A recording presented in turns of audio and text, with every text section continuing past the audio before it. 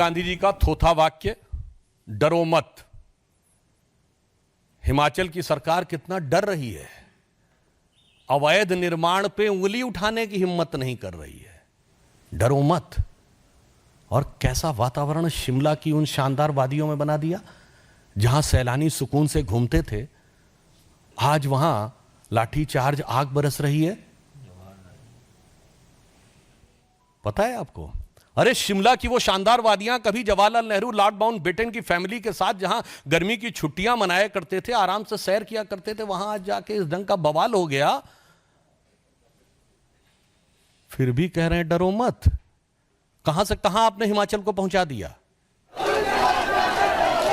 तो देखिए, इस पूरे मामले को लेकर के अब हिमाचल प्रदेश सरकार में मंत्री विक्रमादित्य सिंह क्या कह रहे हैं वो आपको सुनाते हैं। देखिए,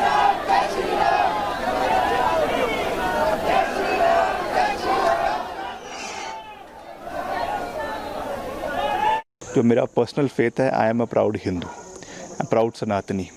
और मैं आप ऑन रिकॉर्ड कह रहा हूँ कि मुझे गर्व है कि मैं 22 जनवरी को जो है अयोध्या भी जाकर आया और वहाँ पे प्रभु श्री राम के आशीर्वाद भी हमने प्राप्त किया है। और यहाँ पर भी हम अपने सनातन धर्म को आगे ले जाने में कोई कसर नहीं छोड़ेंगे। मगर ये स्थिति केवल धार्मिक नहीं है, ये लॉ एंड ऑर्डर की भी है, ये कम्युनल हार्मनी की है। हमको सरकार के माध्यम से सभी वर्गों को सुरक्षित महसूस करवाना है, ये सरकार का दायित्व बनता है। इसलिए जैसा मैंने कहा कि कोई भी ऐसी परिस्थिति नहीं बननी चाहिए जिससे हिमाचल प्रदेश का जो एक अलग पहचान पूरे प्रदेश और देश के अंदर है, विश्व के अंदर है, देवभूमि के नाम से हमको जाना जाता है, तो कोई भी ऐसी चीज़ नहीं होनी चाहिए जिससे वो कलंकित हो। इसलिए ये सब प्रिकॉशनरी मेजर्स लिए जा रहे हैं। बाकी जहाँ तक भावनाओं की बात है, हिंदू समाज के, हिंदू संगठनों के भावनाओं की बात है, आरएसएस के संगठन की बात है, हम उनके संवेदनाएं हमारी उनके साथ है और जहाँ पर हमको कार्रवाई करनी होगी करेंगे, मगर कानून के दायरे में रहकर ये कार्रवाई की जाएगी। ये बार बार मैं इस चीज़ को कह रहा हूँ क्योंकि कानून से ऊपर।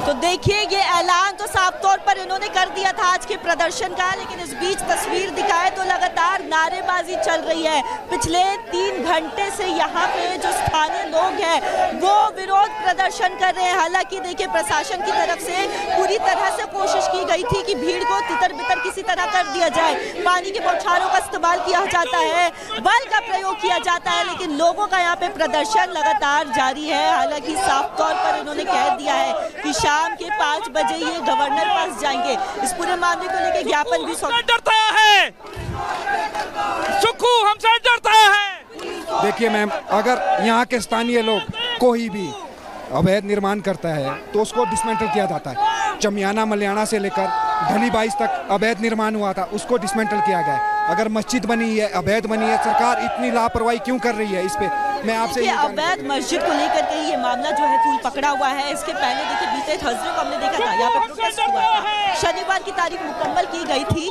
उस दौरान हिंदू संगठन को ये उम्मीद थी कि उस दौरान जो है फैसला आ जाएगा, लेकिन अब चूंकि तारीख जो है वो आगे चली जाती है और इसके साथ ही देखिए अब 5 अक्टूबर का जो तारीख है वो तो कोर्ट की तरफ से निर्धारित किया गया है, लेकिन हिंदू सबसे पहले मैं आपका धन्यवाद करता हूँ।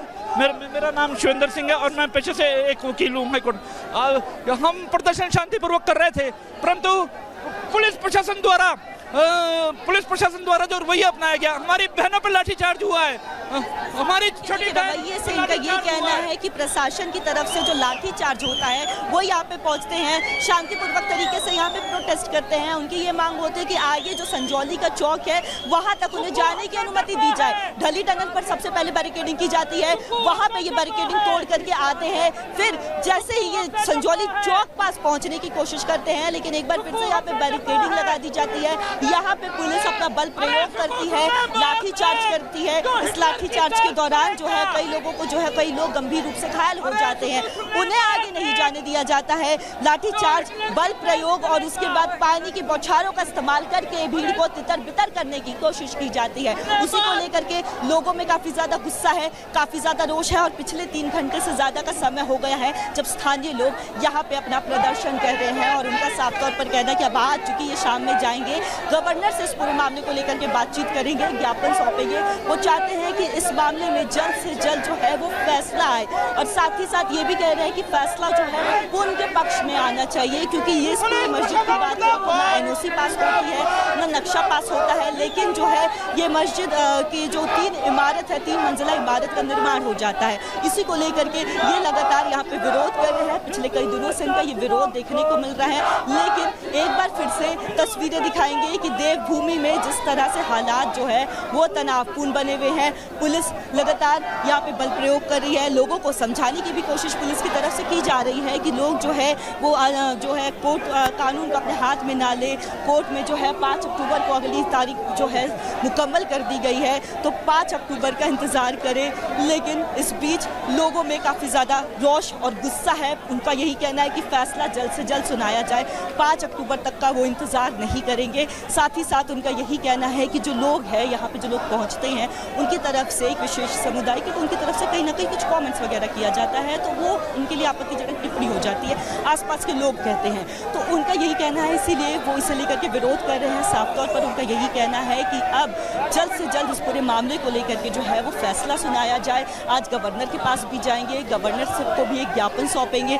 साफ तौर पर ये कह रहे हैं कि जल्द से जल्द इस मामले में जो भी सुनवाई है, जो भी फैसला है वो सुना दिया जाए। लेकिन माहौल फिलहाल यहाँ पे तनावपूर्ण बना हुआ है, लोग विरोध प्रदर्शन कर रहे हैं। भारी संख्या में हिमाचल के अलग अलग जिलों से लोग पहुंचे हुए हैं। सिर्फ शिमला ही नहीं है, शिमला के आसपास के ही लोग नहीं हैं, बल्कि पूरे हिमाचल प्रदेश के लोग हैं। कई लोगों से हमने बात की जिनका कहना है कि बीती रात ही वो आ गए थे, बीती रात यहाँ पे पहुँच गए थे क्योंकि कोई दूर दराज से आ रहा है। उनका ये कहना है कि वो ये जो लड़ाई है ये उनके अस्तित्व की लड़ाई है, ये अस्तित्व की लड़ाई है, अपने अस्तित्व को उन्हें बचाना है, इसलिए ये जो है यहाँ पे विरोध प्रदर्शन कर रहे हैं। साथ ही साथ एक और आपको दृश्य दिखाएंगे कि देखिए किस तरह से शांतिपूर्वक तरीके से प्रोटेस्ट कर रहे थे। शुरुआत जो है प्रोटेस्ट की जो होती है वो हनुमान चालीसा से होती है। देखिए किस तरह से प्रदर्शन कर। शिमला में हिंदू संगठनों का भारी विरोध प्रदर्शन, हंगामे के दौरान तोड़ी गई बैरिकेडिंग, पुलिस ने कई लोगों को हिरासत में लिया। बैरिकेडिंग तोड़कर टनल के अंदर घुसे प्रदर्शनकारी, प्रदर्शन में कई जिलों के लोग शामिल, प्रदर्शनकारियों को रोकने की कोशिश कर रहे। प्रदर्शन के दौरान पुलिस ने प्रदर्शनकारियों पर किया लाठीचार्ज, पुलिस ने किया बल का प्रयोग। शिमला के संजौली में अवैध मस्जिद के खिलाफ उग्र हुआ प्रदर्शन, पुलिस प्रदर्शनकारियों के बीच झड़प, लोगों ने लगाए जय श्री राम के नारे। अनुमति अगर हम इसी तरह से जो है अनुमति लेते रहेंगे तो इस तरह से जो है पूरे हिंदू समाज का बेड़ा गर्क कर देंगे। प्रदर्शनकारियों को रोकने के लिए पुलिस ने किया वाटर कैनन का इस्तेमाल, पानी की बौछार के बीच भी हिंदू संगठनों का विरोध जारी है। अवैध मस्जिद को लेकर शिमला के संजौली बाजार में प्रदर्शन, बड़ी संख्या में शामिल हुए पुरुष और महिलाएं, जमकर हुई नारेबाजी। शिमला के संजौली में तनावपूर्ण हुआ माहौल, स्थानीय एसपी, डीसी और आईजी लगातार कर रहे इलाके का मुआयना, बाजार के एंट्री और एग्जिट पॉइंट बंद किए गए। उत्तराखंड के रुद्रप्रयाग के भीमबली में भी पहाड़ से गिरे पत्थर बड़े बड़े और सड़क के बीच आकर गिरा विशालकाय पत्थर, जान बचाकर भागे दिखते लोग और सड़क क्षतिग्रस्त। मध्य प्रदेश के नर्मदापुरम में तवा डैम के खोले गए गेट, तेज बारिश के चलते 3 गेट 5 फीट की ऊंचाई पर खोले गए, 26,000 क्यूसेक पानी डिस्चार्ज किया गया। मध्य प्रदेश के दमोह में पिछले कई घंटों से लगातार बारिश जारी, मूसलाधार बारिश से कई घरों में पानी जा घुसा, लोगों का हाल बेहाल। छत्तीसगढ़ के दुर्ग में भारी बारिश से उफान पर नदी, गांव में घुसा बाढ़ का पानी, एसडीआरएफ की टीम ने पानी में फंसे लोगों का रेस्क्यू किया है। और दिल्ली के सरायकाले में बारिश की वजह से लंबा जाम लग गया, सड़क पर रेंगती नजर आई गाड़ियां, राहगीरों को करना पड़ा परेशानियों का सामना। झांसी स्टेशन पर लावारिस बैग से निकले सांप, वन विभाग को दी गई जानकारी, वन विभाग ने सांपों का किया रेस्क्यू। यूपी के मुरादाबाद में एक बार फिर दिखा तेंदुआ, कार से जा रहे लोगों ने बनाया वीडियो, स्थानीय लोगों में डर का माहौल। उधर रायबरेली में सियारों की बड़ी संख्या, वन विभाग की टीम गांव में कर रही है तलाश, 3 दिनों में 6 से ज्यादा लोगों पर हमला हुआ है। उत्तर प्रदेश के सीतापुर में बाघ का आतंक जारी, बाघ ने एक मवेशी को बनाया निशाना, वन विभाग की लापरवाही से लोगों में आक्रोश। बागपत में तेंदुए का आतंक जारी, किसान पर जानलेवा हमला, किसानों में दहशत का माहौल। यूपी के बदायूं में सीआर को लोगों ने पीट कर किया अधमरा। वन विभाग की टीम ने रेस्क्यू कर सीआर को कब्जे में लिया। बहराइच में देर रात फिर भेड़िए ने किया हमला, 2 बच्चियों को बनाया निशाना, घायल बच्चियों को हॉस्पिटल में करवाया गया भर्ती। गांव में दहशत का माहौल। कालिंदी एक्सप्रेस साजिश मामले में पुलिस ने खंगाले सीसीटीवी फुटेज। घटनास्थल से 200 मीटर दूर नजर आए 2 संदिग्ध, तलाश में जुटी पुलिस। उधर झांसी में रेलवे पुलिस की टीम मुस्तैद, रेलवे ट्रैक का किया गया निरीक्षण, डिटेक्टिव विंग ने भी जायजा लिया। उत्तर प्रदेश में अवैध मदरसों पर गिर सकती है गाज। करीब 513 मदरसों से जुड़े कागजात नहीं मिले हैं। मदरसा बोर्ड के रजिस्टर लेगा अंतिम फैसला। कथित रेप और यौन उत्पीड़न के आरोपी पूर्व सांसद प्रज्वल रेवन्ना के खिलाफ चार्जशीट दाखिल। एसआईटी ने 150 लोगों के बयान दर्ज किए। प्रज्वल रेवन्ना के पिता पर भी गंभीर आरोप।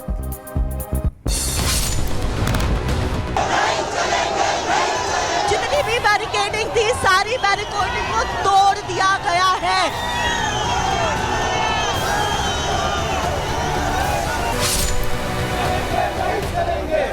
तो देखिए संजौली में एक बार फिर से माहौल तनावपूर्ण है, लेकिन इस बीच देखिए आप चूंकि इस प्रोटेस्ट का देखिए वो भी कर रहे हैं और अगुवाई भी कर रहे हैं। अब आप कह रहे हैं कि ये प्रोटेस्ट जो है कब तक खत्म होगा?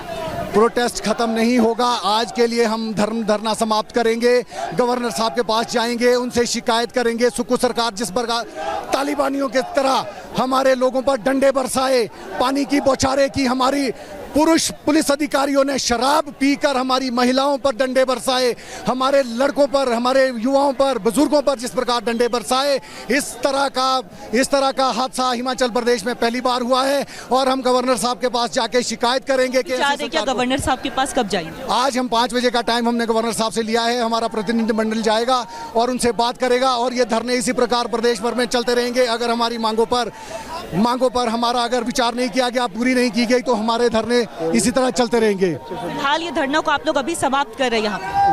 अभी के लिए आप लोग इस धरने को समाप्त करें? हम धरना अभी के लिए समाप्त करेंगे, लेकिन ये धरने चलते रहेंगे क्योंकि ये आम जनता के धरने हैं, किसी पार्टी विशेष के नहीं। यहाँ पर सभी दलों के, सभी प्रकार की विचारधाराओं के लोग इस वक्त हमारे साथ हैं। इनकी बात करें तो देखिए साफ तौर पर इन्होंने कह दिया है कि फिलहाल के लिए ये धरना जो है अब समाप्त होगा, लेकिन शाम के 5 बजे ये गवर्नर हाउस जाएंगे और वहाँ पर देखिए एक अपना ज्ञापन भी सौंपेंगे। लेकिन इनका यही कहना है कि इसका मतलब ये नहीं कि अगर आज हम धरना समाप्त करेंगे तो हम पीछे हो गए हैं।